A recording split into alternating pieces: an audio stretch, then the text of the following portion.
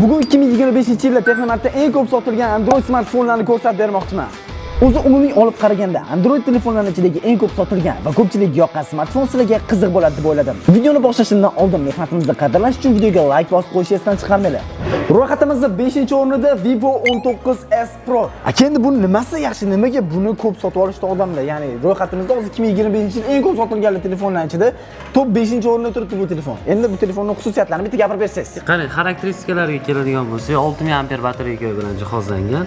Xo'p, buni plyus tomonlaridan bittasi ekrani prochovodarniy, qo'lingizdan tushib ketgan taqdirda ham hech nima qilmaydi. Telefon qo'ldan tushib ketsa ham mashqqa bitta tashlab ko'rsa bo'ladimi o'z telefonni? O'rtoqli telefonni prem silib qoldim. Yo'q, tashlab. Mana mana shu yerdan tashlab ko'rmoqchiman o'z telefon. Sinmaydi deyapti. Bom, tashlavering.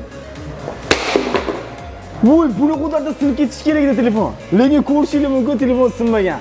Endi bildim nima uchun bu telefonni ko'p sotib olishdi. Qolgan xususiyatlari qanaqa? Dinamiklarga keladigan bo'lsa, dinamiklari ancha baland. Masalan, video ko'rayotganingizda ham ovozlari ikki tarafdan chiqqanning hisobiga hamma yoqqa tarqab ketmaydi. Chiroyli ovoz chiqazib beradi. Ovozi ham baland, ham chiroyli zuvchaydi. Chotki, bunda qanaqadir sun'iy intellekt qo'shimchalar qilinmagan. Kamerasi tiniqligini ham bitta ko'rsataylik. Ko'rishingiz mumkin, kameraning tiniqligi ham yaxshi, juda zo'r holatda olib beryapti. Hop, aka telefon qotmasligiga kelsak, har xil o'yinlarni ko'tarib bemalol ishlaydi Telegram. Bunda operatsion pamyati 6 bo'lgani bilan, bunda дополнительный chip qo'yilgan hisobiga 6+6 operatsion pamyat bo'lgani hisobiga, masalan, kattaroq o'yin o'ynayotganingizda pamyat yetmay qolsa, дополнительный pamyat qo'shib beradi. Zo'r gap yo'q. Aytmoqchi, kommentariyada o'zingizlarning fikrlaringizni yozib ketinglar. Meni mana shu Vivo 19s smartfoni bo'yicha sizlar qanaqa ma'lumotga egasizlar? Ro'yxatimizda 4-o'rinda bo'lsa Redmi Note 14 6 ga 128 taga. Bu-chi Texnomartda 2025-yilda ko'p sotilgan telefonlar bo'yicha 4-o'rinda turibdi. Nima uchun buni ko'p sotib olishgan? Buni sababi, buni ekrani Super AMOLED bilan jihozlangan. AMOLED ekran bo'lganning hisobiga piksellari bir-biriga yaqin joylashadi. Ilk ko'rayotgan videolaringiz, rasmlaringizni ancha tiniqroq ko'rsatib beradi.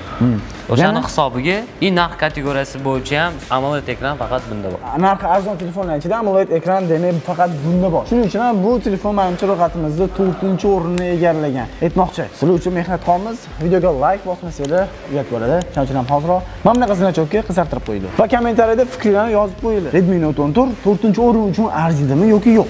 Ro'yxatimizda 3-o'rinda bo'lsa Samsung A16 va A17 modellari gray rangi. Aynan bu modellar 2025-yilda Texnomartda top 3-o'rinda turibdi. Nima uchun bu telefonlar top 3-o'rinda turibdi? Endi qarang, hozir biz faqatgina A17 ni ko'rsak, chunki A16 modellar Texnomartda umuman qolmagan. Ya'ni o'sha ishlab chiqarishdan to'xtagan. A17 modellari sotuvda bor. Nima uchun bu telefon eng ko'p xarid qilinmoqda? 16 bilan 17 ni sotuvi primерно bir xil, chunki 17 mana shundan ham ko'proq sotilgan bo'lsa kerak. Plyus tomonlaridan ekrani Super AMOLED и yarkiligi. Masalan, любой kontent ko'rayotganingizda ham ekran plavni ishlaydi.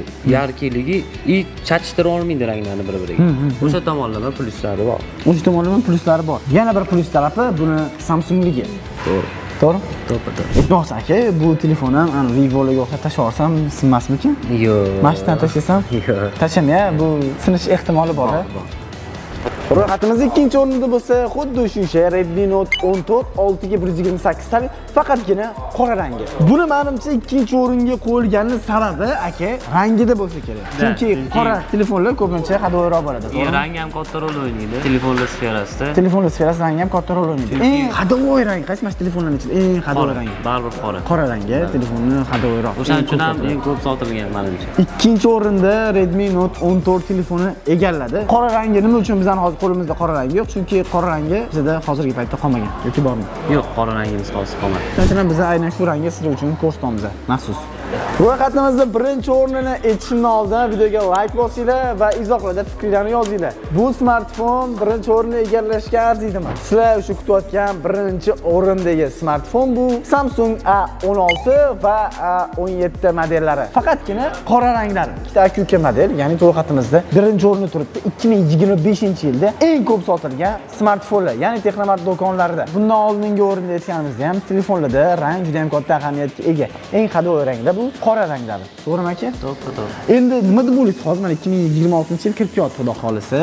2026-yilda top 5 taliga qaysi model kirishi mumkin? Menimcha har doimgidek 1-o'rin Samsung bo'ladi. 2-o'rinni qaysi smartfon egallashi mumkin? 2-o'rin menimcha bu yil Honor bo'lishi. Honor bo'lishi mumkin. Honor juda ham qattiq ishlayapti, chunki ishlab chiqarish bo'yicha ham, ya'ni V1 bo'yicha ham, baquvvatlik bo'yicha ham reklama bo'yicha ham juda ham kuchli ishlashyapti. Imенно reklama bo'yicha juda qattiq ishlashyapti. Shuning uchun menimcha top 5 talikda bu yil Honor bo'ladi. 100%. Siz ham o'zingizning fikrlaringizni yozinglar. Qaysi telefonlar bu yil top 5 taliga kiradi? Bu rubrikani doimiy qilmoqchimiz. Har yili qilamiz xudo xolisa. Shuning uchun ham o'zingizning fikringlar bizga qiziq bo'ladi. Keyingi videolarda balkim sizlarning ham yozgan izohinglarni inobatga olamiz. Va aytmoqchi shu joyda sizlarga bitta narsani tushuntirib o'tmasak bo'lmaydi. Ya'ni agar siz bu videoni yengillik oldin ko'rayotgan bo'lsangiz, sizga yaxshigina yengillik bor. 16-dekabrdan 31-dekabrgacha Texnomart sizlarga ajoyib yengilliklar tayyorlab qo'ygan. Yengillik uchun ajoyib sovg'a.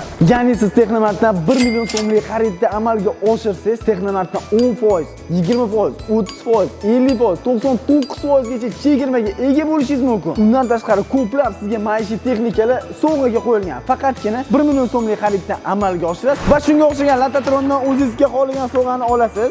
O'chirsangiz ichidan sovg'a chiqadi. Eng katta sovg'a bu menimcha 99% gacha chegirma.